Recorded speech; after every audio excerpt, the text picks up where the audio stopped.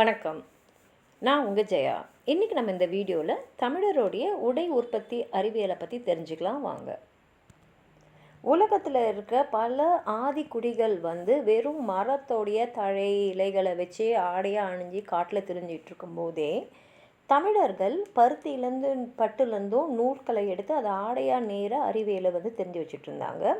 அது மாத்திரம் இல்லாமல் துணிகளுக்கு எப்படி வண்ணம் ஏற்றணும், அதுக்கப்புறம் பல வகையான கை அலங்கார வேலைப்பாடுகளை செஞ்சு அந்த ஆடையை இன்னும் அழகாக எப்படி ஆக்கணுன்றதெல்லாம் தமிழர்கள் தெரிஞ்சிருந்தாங்க. இந்த பருத்தியிலேருந்து நூல் எடுக்கிறது அறிவியல் நுட்பத்தோடு செஞ்சு அந்த ஆடைகளை வடிவமைக்கிற அறிவியலையும் உலகத்தில் இருக்கிற பல பாகங்களுக்கு அந்த அறிவை ஏற்றுமை செஞ்சது தமிழர்கள் தான். பல வகையான நுட்பங்களில் தமிழர்கள் உருவாக்கிய துணிகளை 36 வகையான பேர்களில் பழந்தமிழ் இலக்கியங்களை நம்ம பார்க்க முடியுது. பாம்பின் தோலை போன்று, பாலாடை போன்று, அருவியன் சாரல் போன்று, மேகம் போன்று, மூங்கிலின் உள்தோல் போன்று அப்படின்னு சொல்லிட்டு தமிழர்கள் உருவாக்கிய துணிகளோட வகைகளை சங்க இலக்கியங்கள் எடுத்து காட்டுது.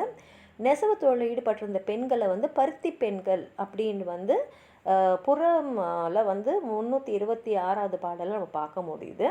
அறவுரி அன்ன அறுவைன்றது புறநர் ஆற்றுப்படை 82வது பாடலில் பார்க்க முடியுது.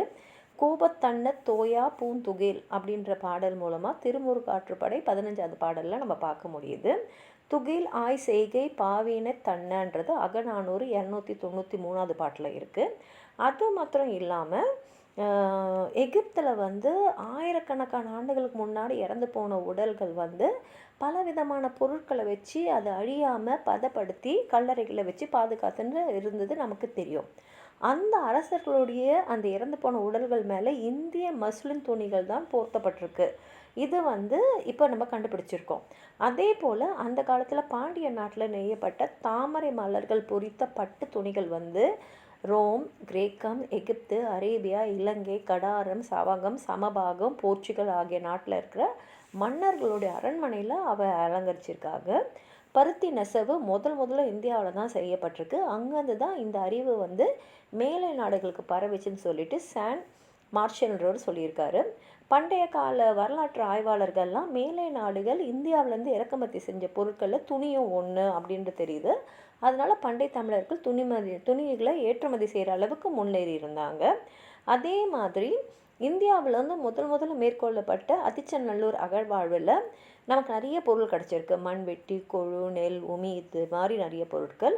அத்தோடு சேர்ந்து நூல் நூற்க பயன்பட்ட பஞ்சாடை என்ற கருவியும் கிடச்சிருக்கு. அதே மாதிரி கீழடி அகழ்வாழ்விலையும் கிட்டத்தட்ட 2600 வருஷங்களுக்கு முன்பாகவே பழந்தமிழர்கள் பயன்படுத்திய நெசவு கருவிகளும் நிறைய கண்டுபிடிச்சிருக்காங்க.